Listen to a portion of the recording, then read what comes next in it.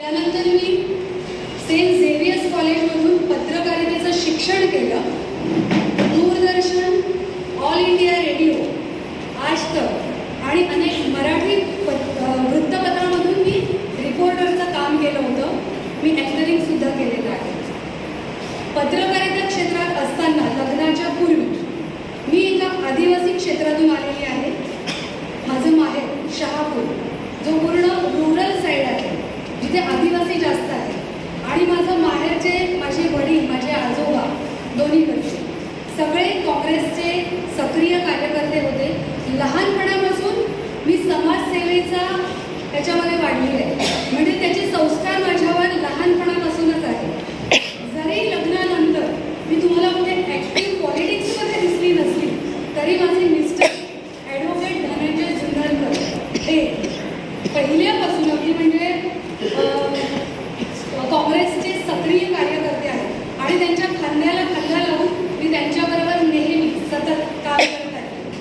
काही छोट्या गोष्टींची आधी मी तुम्हाला हे सांगेन की भगवती हॉस्पिटल इथे पूर्वी पालघरपासून ते गोरेगावपर्यंत सगळ्या प्रकारचे पेशंट यायचे.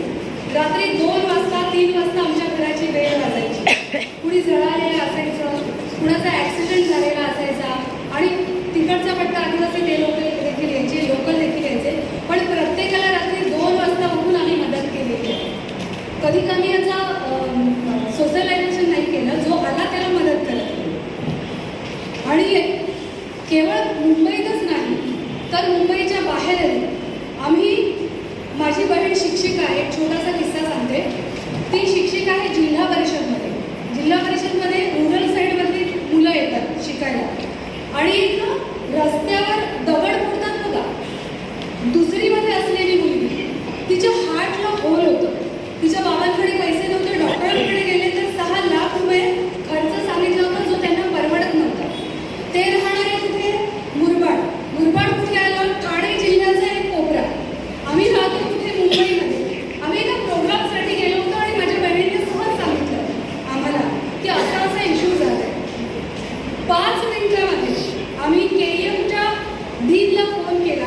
तिने चौकशी केली, असा असा प्रॉब्लेम झालेला आहे. त्या मुलीकडे कुठलेही डॉक्युमेंट नव्हते, कारण ते रस्त्यावर काम करणारे त्यांच्याकडे ना आधार कार्ड ना रेशन कार्ड. आणि ज्या आयुष्यमान योजना वगैरे असतात त्याच्याकडे डॉक्युमेंटची गरज असते. तिच्याकडे काहीच नव्हतं. आम्ही सोशल जे वर्कर असतात त्यांना कॉन्टॅक्ट केला आणि त्यांच्याकडून 8 दिवसाच्या आत आम्ही त्या मुलीची यशस्वी शस्त्रक्रिया करून दिली. ती मुलगी आज बरी झाली आहे आणि ती शाळेमध्ये जाते, ती खेळती, तिला चालता येत नाही. आणि